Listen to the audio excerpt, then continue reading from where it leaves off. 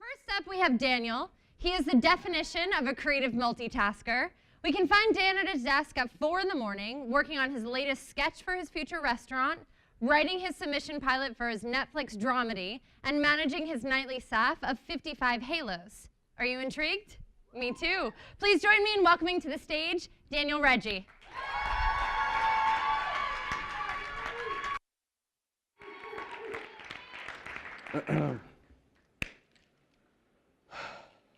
My name is Daniel Reji.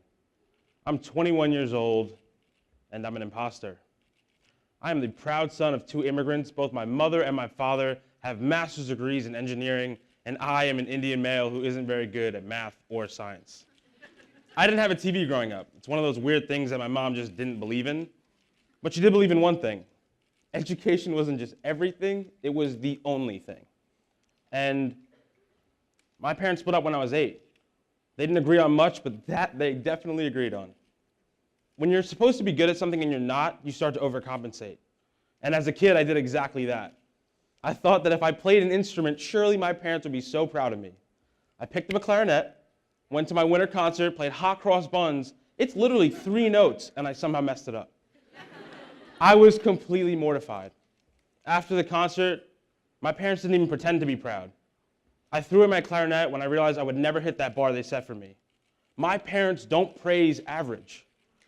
So after that concert, I decided I needed to do some soul searching. I needed to figure out what I love to do. I loved writing. I could draw a little bit, but more than anything, I just wanted to create. So I started with my first love, writing. I would write these terribly long, obnoxious novels. I was an asthmatic, hopelessly romantic 10-year-old with these novels, but for the first time in my life, it was a good start. For the first time in my life, I felt like I was doing something I loved. And I actually got to read these stories in front of my 4th grade class, and they loved them. That was it. That was my spark. I knew for the rest of my life I wanted to create things that made people happy. Now, that's easier said than done. As you guys know, there's no major for making people happy in college. My parents wanted me to write code, and I wanted to write novels. My dad said medicine, my mom said engineering, so we compromised, and I'm in business school, so. And when I got here, I loved it. Not the finance or accounting classes, but entrepreneurship. Here, this was my 4th grade show and tell all over again.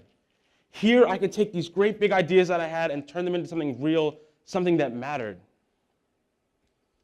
But I didn't have any role models. Indian guys aren't CEOs. We're driving cabs on TV, we're running convenience stores, or we're the dorky Big Bang Theory guy. That's not me. I wanted to be the fearless leader cracking all the jokes in the life of every party, CEO. I wanted to be Mark Zuckerberg. I wanted to wear flip-flops, skip class, drop out of school, and have Aaron Sorkin write a movie about me. As it turns out, he did not, because I failed, early and often. I started 2 clothing lines, a bunch of apps, and I realized I had no idea what I was doing. I had no idea what I was doing. And I knew I needed to get a fresh start. And then it happened, my Mark Zuckerberg moment, out of nowhere. I was working on my 5th company at the time. I wasn't even the CEO, but we had 50,000 downloads in our first month. This was the real thing. We raised $290,000, more money than I'd seen in my entire life. We were in the newspaper, but it came at a cost. I couldn't sleep. I started failing all my classes. And at 4 in the morning, it still felt like I was playing the clarinet for someone else. I left a couple months later. I just quit. I closed the door on the idea that I would ever work on ideas that didn't matter to me. If I was going to do this, I was going to play hot cross buns my way. My way. Your way. We all have a certain way, right? It's like the way we do things. It's who we are. When I started doing things my way, I had never felt more alone. But I'd also never felt more comfortable. There were no rules anymore. I got to start over on a blank canvas. From scratch, white paper. So I did. I started a company I loved, and I named it Safe Halo.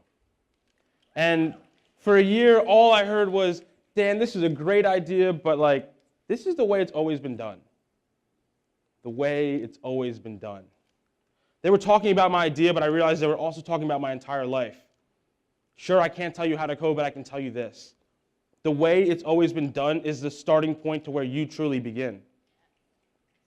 I was an imposter for 19 years. I was chasing some like Wolf of Wall Street idea of what success was, but for the last 4,224 hours, I've been me. Ever since I started Safe Halo, I decided who I was and I decided who I would become. There is nothing more brave than just deciding who you are. You become the books you love, the movies that make you laugh, the art that gives you chills, the instrument you play. That is you. Own that.